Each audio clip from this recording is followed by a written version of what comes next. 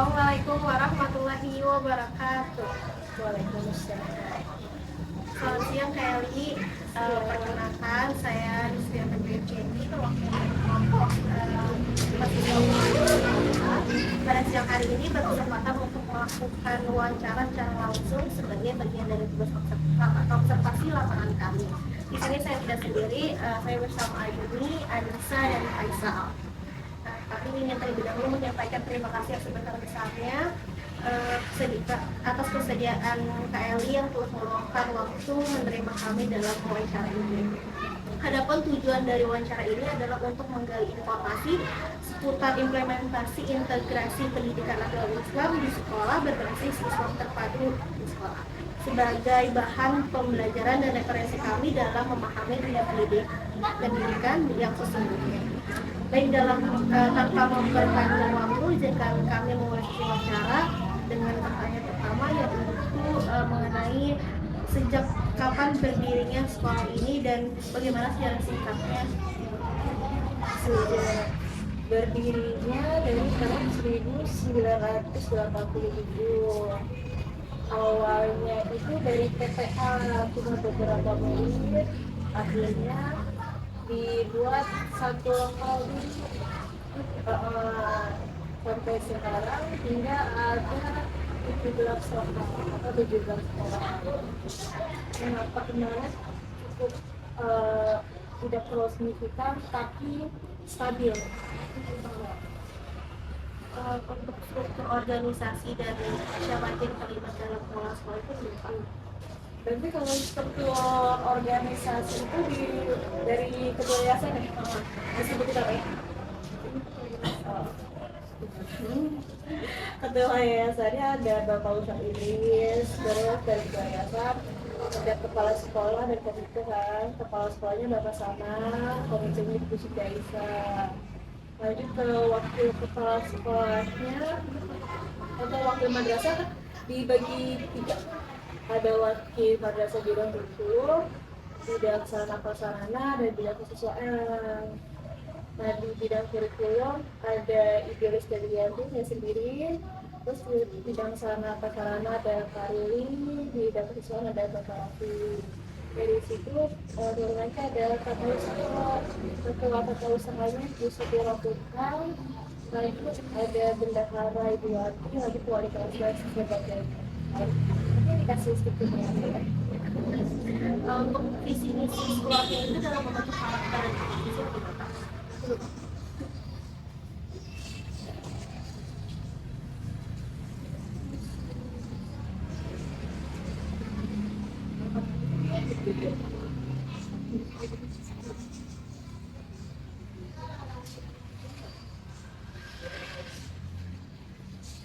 Visinya unggul dalam prestasi, beriman, berakhlak berkarimah, dan berwawasan lingkungan. Kalau misinya ada 7 ya. Visinya ada 7, salah satunya melaksanakan pembelajaran di berkualitas dan diberikan secara efektif sehingga murid berkembang secara optimal sesuai dengan potensi yang dimiliki.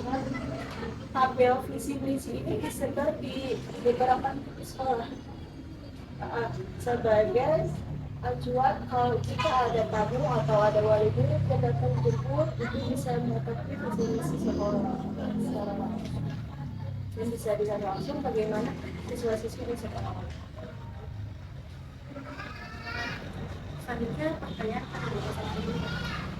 Baik, selanjutnya, apa saja peraturan dan tata tertib yang berlaku di sekolah? Secara umum peraturannya pasti siswa datang agak ini sebelum dia membawa sarungnya, membawa buku pelajaran sesuai jadwal.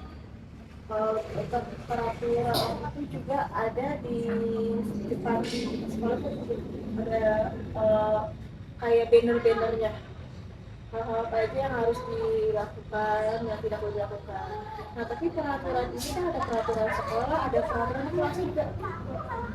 Nah, peraturan di kelas itu kesepakatan antara guru dan siswa di kelas. Misalnya tidak boleh meninjau PC teman, kita sudah ujian. itu kan maksudnya peraturan yang ada di kelas, jadi setiap kelas punya peraturan sendiri-sendiri, tapi secara umum peraturannya ada sudah jelas di papan pengumuman. Baik, selanjutnya kurikulum apa yang digunakan saat ini dan bagaimana proses penyesuaiannya? Kurikulum saat ini kita sesuai anjuran pemerintah pakai kurikulum merdeka.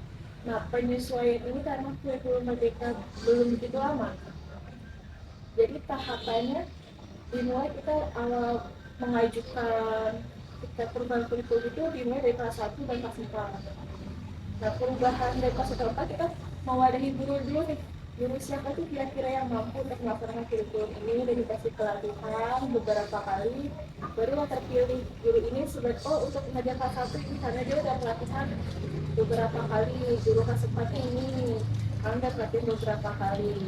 Nah, setelah memilih guru kita langsung ke panduan buku. Kan IPA 13 sama kurikulum itu beda. Pokoknya yang fase B ini kan jadi ada IPA, IPS, tematik, sekarang kan jadi IPAS. Maka sudah berbeda juga.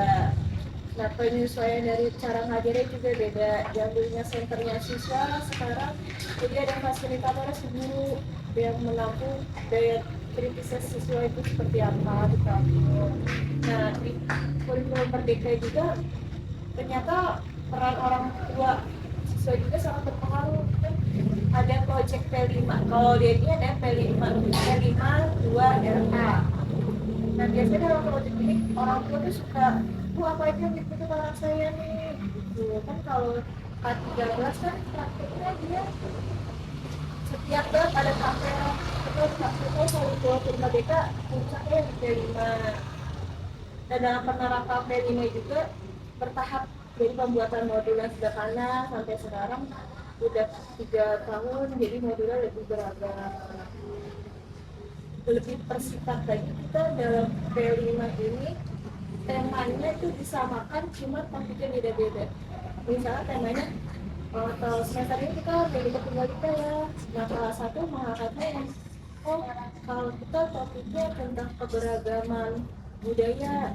Nah, yang fase B keberagaman seni daerah gitu. Tapi tetap temanya satu kali. P5 itu setiap semesternya temanya sama, topiknya setiap fase beda-beda. Selanjutnya, apa tantangan utama yang dihadapi dalam penerapan kurikulum di sekolah? Kayak dulunya kan setiap guru kan beda, ada yang senior, ada yang junior, wajar ya.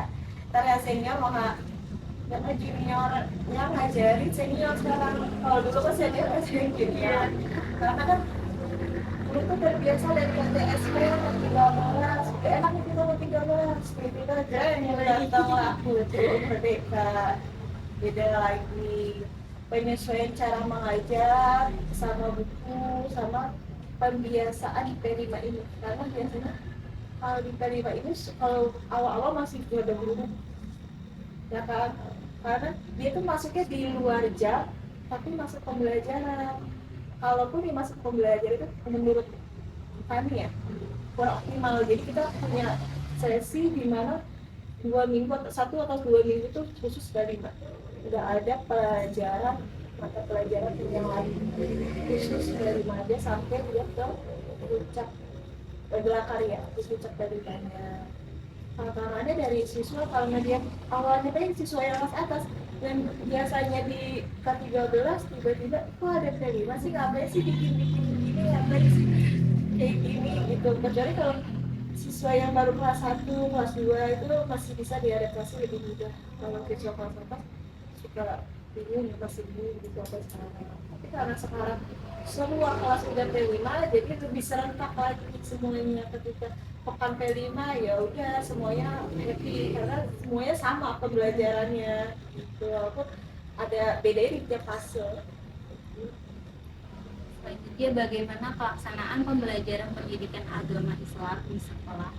Pelaksanaan pembelajaran agama Islam, karena kita di madrasah, jadi pendidikan agama Islam dipecah lagi kan, ada Quran hadis, akidah akhlak, fikih, bahasa Arab, BTQ, SKI. Nah, pembelajaran itu sudah ada di setiap harinya.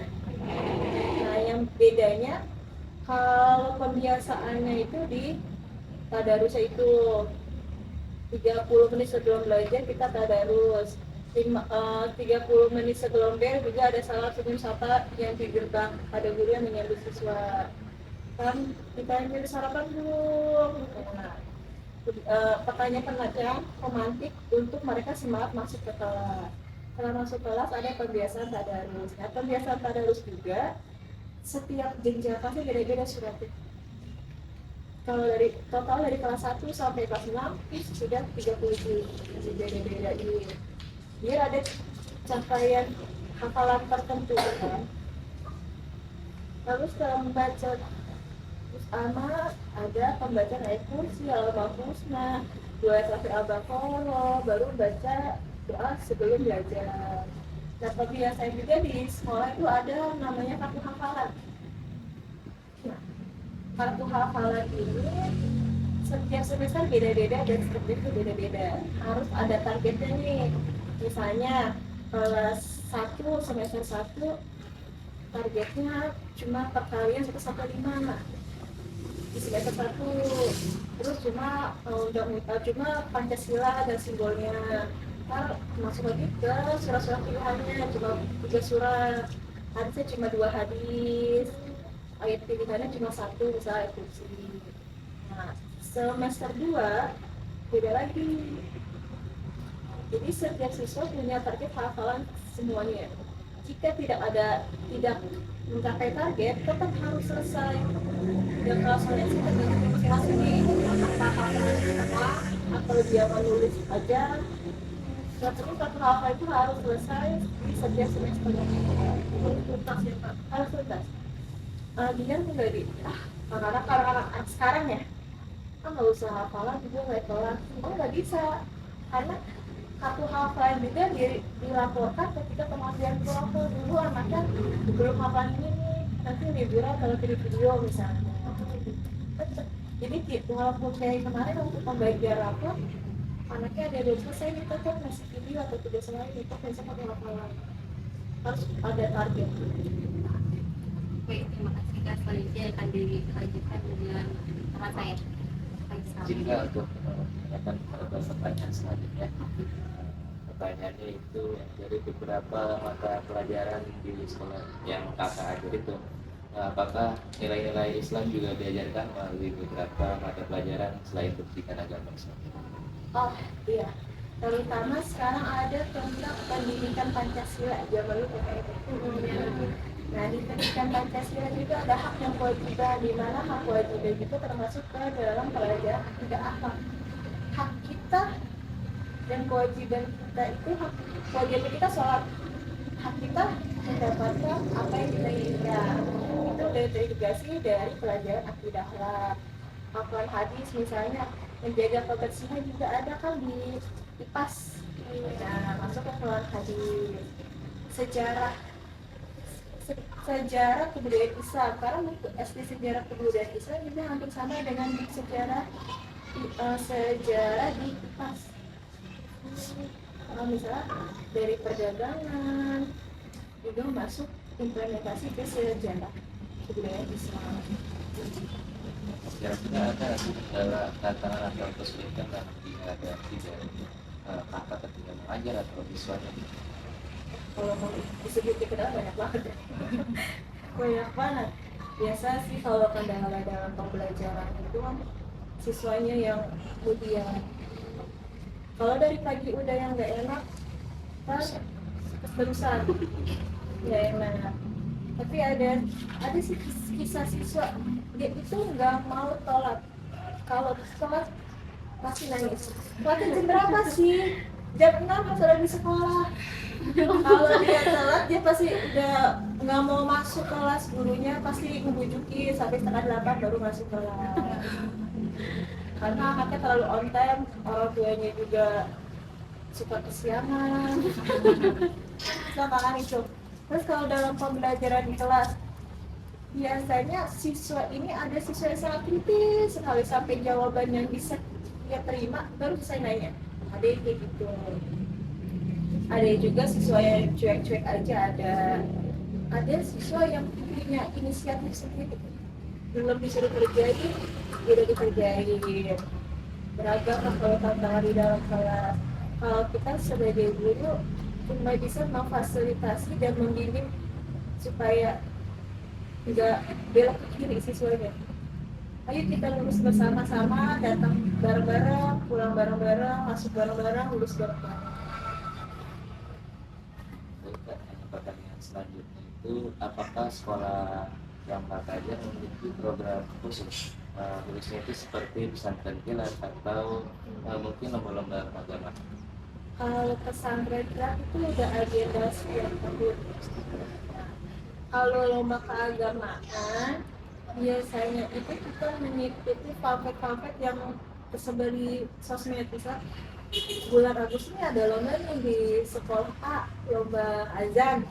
Nah itu kita selalu ikut. Atau di bulan kedua ada lomba kampus di sekolah C, tapi ikut. Siswa-siswa ini yang dikembangkan mengikuti ekskul, misalnya ada di sekolah ada ekskul tafis, hadroh, terus ada lagi yang melukis. Nah biasa kalau melukis ini kita ikutkan ke acara lomba kaligrafi. Jadi kita ngambil bibitnya dari ekskul, ya ada kesinambungan nih antara siswa ikut ekskul dengan kita ikut lomba, ada feedbacknya lah. Dia berlatih, kita salurkan. Dari setiap banyaknya nilai-nilai keislaman, apa saja sih yang biasa ditanamkan kepada para siswa selama mereka belajar di sekolah? Nilai keislaman, nilai akhlak dan paling penting. Bagaimana kita sebagai guru mencontohkan dan anak itu akan meniru. Ketika gue datang pagi, dia juga datang pagi. Ketika kita sholat zuhur berjamaah, siswa juga ikut. Nah kan kalau di sekolah itu ada pembagian tugas-tugas ini. Misalnya hari Senin yang membimbing anak-anak itu untuk siswi perempuan itu guru A, B, C, D hari Senin. Nah hari Selasa ini ada guru lanjut lagi. Karena kalau nggak dibimbing itu kita nggak tahu dia itu benar atau enggak. Nah kita sweeping kelas tuh, siapa yang masih di kelas nih ketika waktu sholat harus semua sholat, kecuali kalau yang lagi wanita kan udah diangkat ke kelas ini kan mereka menunggu di area masjid waktu kita masuk. Pokoknya penting tidak ada di dalam kelas. Nggak ada yang di dalam kelas, semua terus turun. Pas masih di kelas, ketika selesai sholat baru kita ambil kelas. Kalau sholat duha juga ada kebiasaan sholat duha di setiap hari Jumat setelah bersama. Itu juga sama, setiap datang itu langsung cari tempat baru naruh tas. Gerbang itu akan ditutup ketika kalau kita mau mulai. Untuk pembagian tugas-tugas tadi itu ditunjukkan oleh kepala sekolah atau dari guru-gurunya? Untuk pembagian tugas itu secara musyawarah ya. Nah, misalnya hari Senin kalau guru siapa yang bisa pulang lebih lama itu ngambilnya di hari Senin. Misalnya saya nggak bisa Senin, jadi kesepakatan antar kita dengan penuh tanggung jawab. Kayak sholat duha juga kan sebenarnya nggak ada imam ya, namanya sholat sunnah kan nggak ada imam, cuma berdiri siapa yang membimbing. Misalnya minggu pertama Farili, minggu kedua Katolik atau dan seterusnya. Kayak zikir setelah sholat zuhur juga zikir. Misalnya Senin kelas 3, Selasa kelas 4, Rabu kelas 5, Kamis kelas 6. Karena kalau hari Jumat kan kita pulangnya sebelum waktu zuhur juga. Jadi sebenarnya dari kelas 3 sampai kelas 9 pasti dapat tugas setiap kelasnya.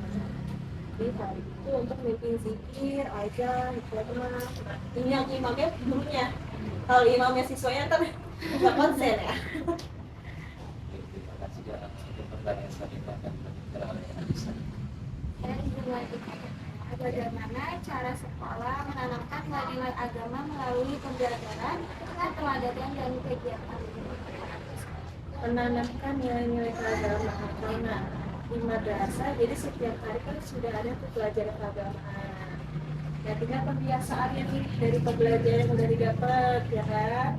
Ya kayak tadi ada yang target-target hafalan yang harus dicapai, sholat zuhur berjamaah, tadarus sebelum belajar, terus sholat kebiasaan Jumat, biasanya itu dari kayak infak, Jumat berkah, sholat duha bersama, itu semua dilakukan bersama-sama di lapangan kan.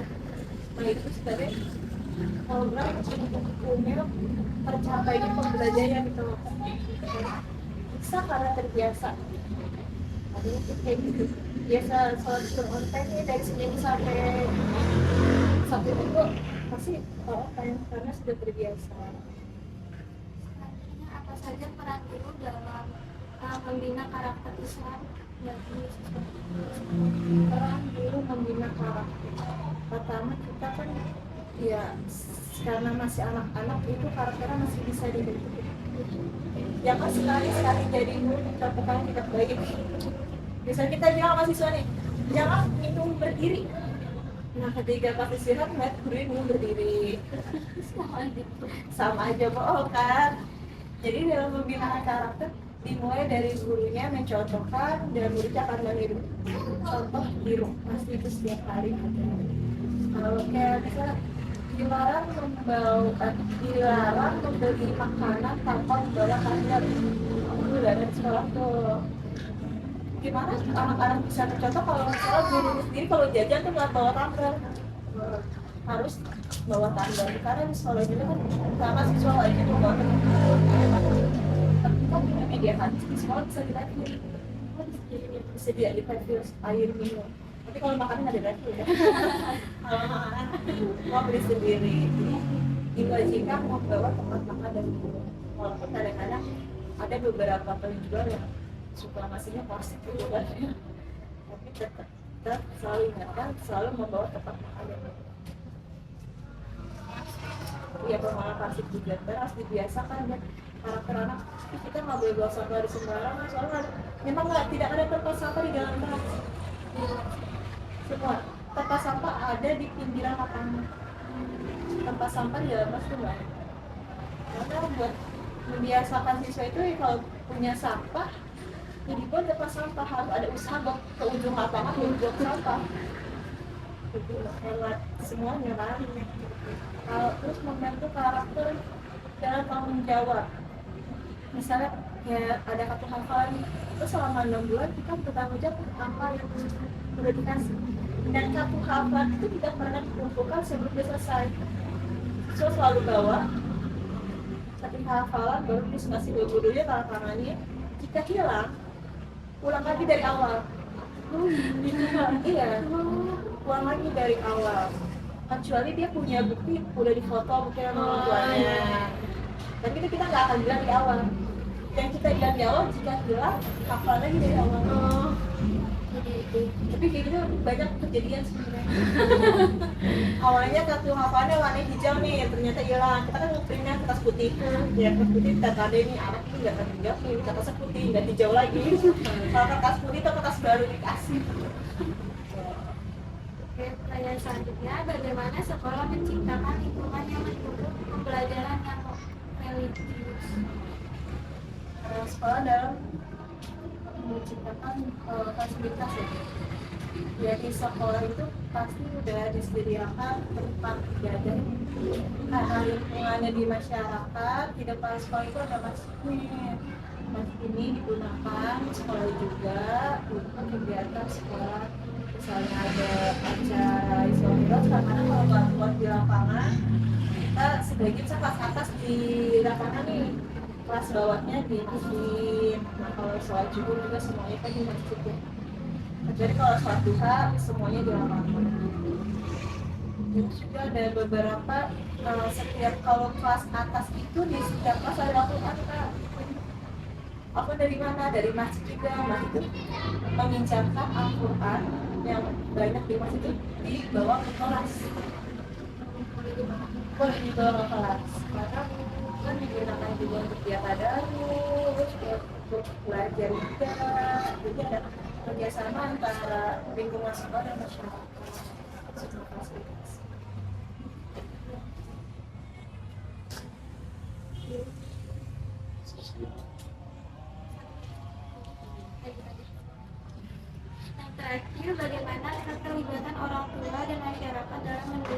kegiatan keagamaan di lingkungan sekolah? Keterlibatan orang tua guru untuk kegiatan keagamaan di sekolah ini sangat berperan. Misalnya kita ada acara Sofiras, pelayanan Sofiras.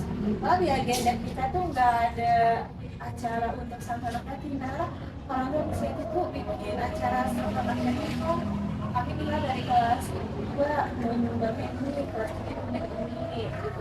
Jadi orang tua juga sangat open ke sekolah gitu kan. Oh, karena sekolah juga nggak minta apa-apa tapi orang tua kasih gitu kan. Karena anaknya cerita, besok ada acara ini di sekolah, acara ini bantu temen ini dulu kemarin apa ini dulunya misalnya. Terus misalnya ada lagi wali murid yang emang mau mengisi materi misalnya di sekolah. Terus saya mau ngisi acara nih, apa kan? Misalnya juga yang ada acara mendongeng gimana gitu kan. Nah waktu itu juga kalau kan mulai berbagai kalau ceramah biasa aja kadang suka ngantuk ya. Kalau dicampur sama dongeng gitu mereka lebih semangat. Mereka tahu dia lebih sukses. Karena kalau ceramah biasa kalau biasa sih maksudnya secara ustaz yang belum mengenal anak-anak kan suka bingung, akhirnya kami coba kami datangkan dongeng, akhirnya mereka terdiagnosis ya mau sampai masuk tenda refleksi itu biar aja iya karena lingkungan sekolah juga banyak melalui orang tua dan lingkungan dari rumah-rumah sekitar sekolah juga banyak orang itu iya ada feedback antara wali murid sama pihak sekolah itu. Adalah wawancara selesai, kami mengucapkan terima kasih banyak atas waktunya, kesediaan kakak menjawab pertanyaan-pertanyaan dari kami. Kami juga menyampaikan permohonan maaf apabila selama proses wawancara terdapat kekurangan baik dalam penyampaian maupun dari sikap kami. Semoga silaturahmi ini tetap terjalin dan semoga KLI senantiasa diberikan kelancaran dan keberkahan dalam menjalankan tugas mendidik generasi penerus bangsa. Demikian yang dapat kami sampaikan. Terima kasih atas kerjasamanya. Wassalamualaikum warahmatullahi wabarakatuh.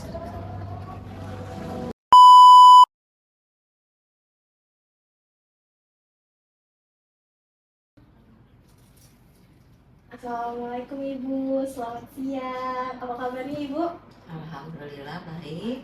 Perkenalkan, saya Disrina. Saya perwakilan dari kelompok mahasiswa PGSD yang pada siang hari ini berkesempatan untuk mewawancara Ibu secara langsung sebagai bagian dari tugas observasi lapangan kami.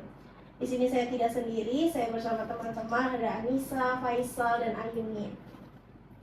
Kami ingin terlebih dahulu menyampaikan terima kasih yang sebesar-besarnya atas kesediaan Ibu telah meluangkan waktu menerima kami dalam melakukan wawancara ini. Adapun tujuan dari wawancara ini adalah untuk menggali informasi seputar implementasi integrasi pendidikan agama Islam berbasis Islam terpadu di sekolah sebagai bahan pembelajaran dan referensi kami dalam memahami dunia pendidikan yang sesungguhnya. Baik, tanpa memperpanjang waktu, izinkan kami memulai sesi wawancara ini dengan pertanyaan pertama yang akan dibawakan oleh saya sendiri. Yang pertama, sejak kapan sekolah ini berdiri dan Ibu bergabung dengan sekolah SD Sukarno 8 itu sejak kapan? Baik, berdasarkan data yang ada di sekolah bahwa sekolah Susukan 08 itu berdiri di tahun 1980, tepatnya di tanggal 12 Juni. Jadi 12 Juni 1980. Sedangkan Ibu bergabung baru saja di tahun 2017. Berarti kurang lebih 8 tahun ya Bu? Ya. Kalau misalkan struktur organisasi dan siapa aja yang terlibat dalam pengelolaan sekolah itu gimana Bu? Ya seperti umumnya organisasi itu meliputi kepala sekolah, wakil kepala sekolah, guru-guru, ada caraka yaitu penjaga sekolah, ada tata usaha atau operator, kemudian ada stakeholder yang menjadi partner kita, yaitu komite beserta jajarannya. Pak Lurah juga terlibat sebagai kepala lingkungan di situ. Kalau ada kesempatan, ada acara, Pak Lurah terlibat di sekolah. Jadi diundang ya Bu Cia Iya. datang ke sekolah. Untuk visi dan misi sekolah dalam membentuk karakter dan akhlak siswa itu gimana Bu? Visi sekolah 8. Visi misi tahun 2 tahun ini adalah menjadi sekolah unggulan yang berprestasi, berkarakter, berbudaya lingkungan, berlandaskan iman dan takwa. Mungkin dari saya cukup, selanjutnya pertanyaan akan dibawa sama Kak Yudi. Silakan. Baik, saya melanjutkannya ya Bu ya. Apa saja peraturan dan tata tertib yang berlaku di sekolah? Tata tertib yang berlaku seperti ada tata tertib untuk pegawai, untuk siswa.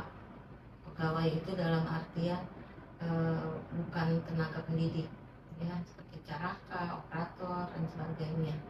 Jadi ada tiga tata tertib untuk guru, siswa dan pegawai selain guru. Berarti masing-masing punya peraturannya Iya. sendiri ya? Selanjutnya, kurikulum apa yang digunakan saat ini dan bagaimana proses penyesuaiannya?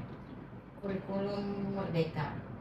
Penyesuaiannya itu tidak serentak, bertahap, mulai dari kelas 1 dan 3, tahun berikutnya 2 dan 4, kemudian 5 dan 4 dan 6. Jadi tidak semua dari kelas 1 sampai kelas 6 dalam tahun pertama berganti dari kurikulum 13 menjadi Merdeka secara bertahap. Baik, jadi bertahap ya Bu, nggak Ya. langsung diganti. Iya. Selanjutnya, apa tantangan utama yang dihadapi dalam penerapan kurikulum di sekolah? Tantangannya ya apa?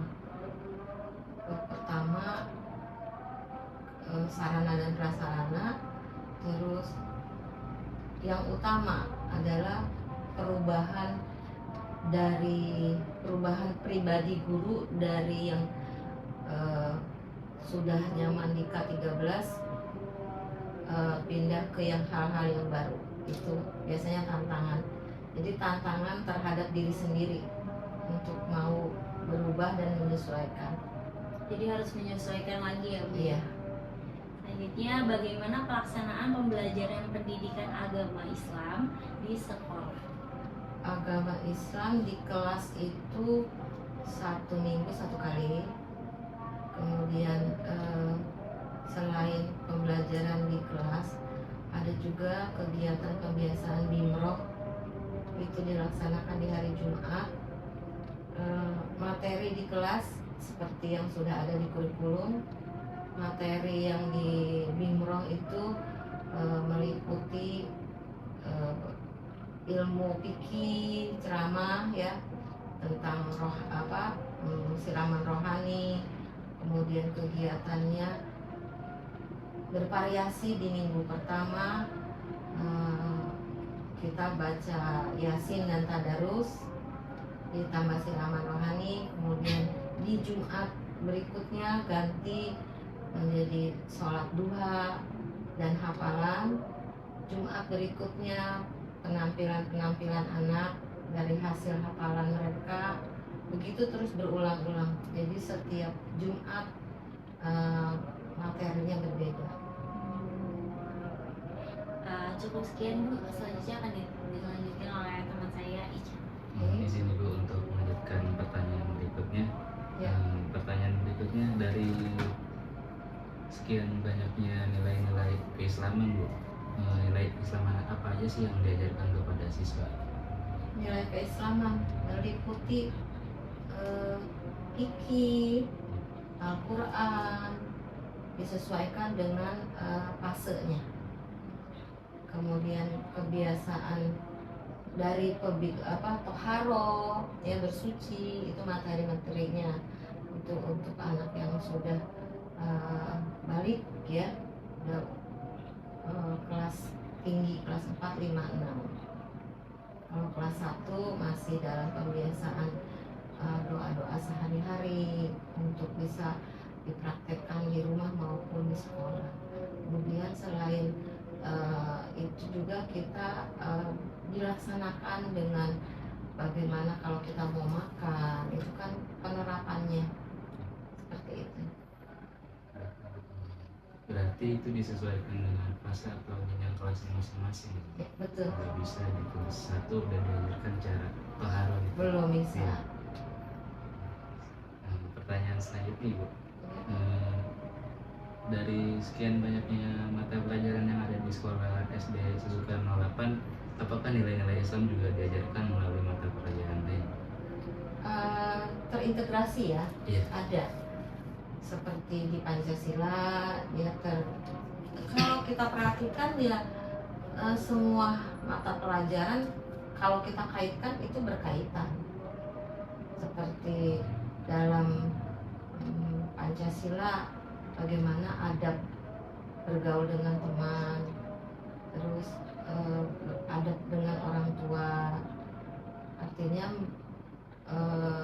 dia berkaitan dengan sila-sila kayak kalau kegiatan di agama menjalankan ibadah itu kan kaitannya sama sila pertama, sebetulnya terintegrasi aja. Berarti apa ajaran agama Islam juga ada ya Bu di mata pelajaran yang Iya, saya ada. di agama Islam. Pertanyaan selanjutnya Ibu, apakah sekolah memiliki program khusus seperti misalnya pesantren kilat atau lomba-lomba keagamaan gitu? Iya. Pesantren silat itu biasanya kita laksanakan menjelang akhir Ramadan ya, karena sifatnya cuma 2-3 hari menjelang Ramadan itu biasanya dilaksanakan salat.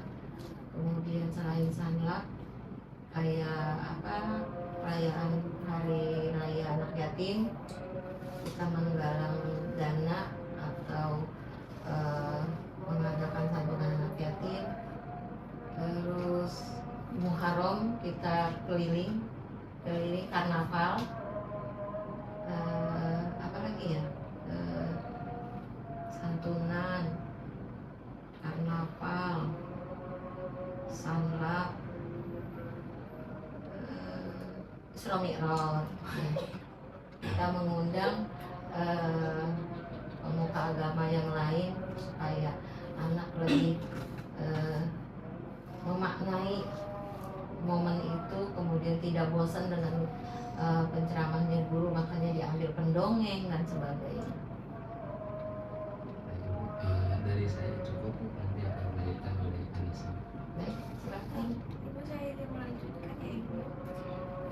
Apa saja peran guru dalam membina karakter Islam, karena kan di sekolah negeri bukan hanya beragama Islam kan, Betul. banyak kan. Bagaimana cara menerapkannya? Menerapkan itu sebetulnya ya dari akhlak aja,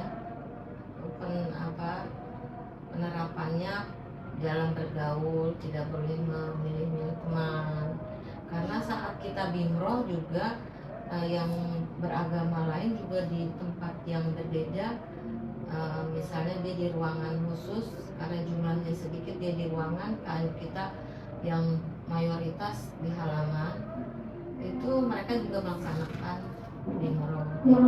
Jadi artinya pendidikan akhlak atau pergaulan itu selalu bahwa kita hidup berdampingan, tidak ada perbedaan dalam bergaul, dalam berteman, dalam bersosial. Tidak boleh membedakan karena agama. Dan anak-anak alhamdulillah bisa rukun walaupun agamanya berbeda. Ya, kalau mereka kita ada perayaan misalnya anak yatim, mereka juga nyumbang. Begitu juga kalau mereka mau Natalan, sekolah juga mengeluarkan dana untuk itu. Kalau mereka lain. Di kecamatan kita ada lomba roketan, terus mereka juga punya kegiatan menjelang Natal, itu juga sekolah menganggarkan menyisihkan untuk mereka. Jadi toleran itu memang sudah diajarkan sejak dari SD. Pertanyaan selanjutnya, bagaimana sekolah menciptakan lingkungan yang mendukung pembelajaran religius?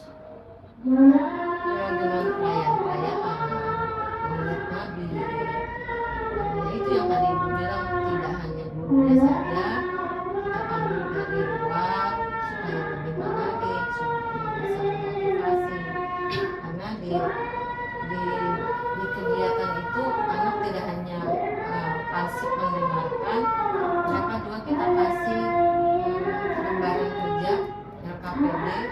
Setelah mereka mendengarkan ceramah atau dari pendongeng, dengerin dongeng, mereka akan mencatat apa makna perayaan tersebut. Seperti itu.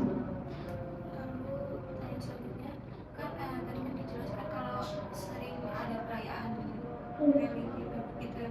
Terus bagaimana keterlibatan orang tua dan masyarakat di sekitar sekolah? Kita selalu bergandengan tangan sama komite. Alhamdulillah komite juga menggerakkan orang tua. Mereka ikut berdonasi langsung pada waktunya. Mereka kayak santunan itu mereka sudah menyiapkan amplop, menyiapkan bingkisan kecil. Jadi walaupun berbeda amplopnya, tapi di dalam kegiatan yang sama itu kelihatan kompak. Kita persilahkan dulu orang tua untuk santunan yang berminat, bukan kita harus tidak, yang berminat yang punya menyisikan rezekinya silahkan, itu dikoordinir oleh komite. Kemudian guru-guru, kemudian anak-anak yang mewakili sekian ratus anak itu diambil dari uang amal yang setiap Jumat kita ambil.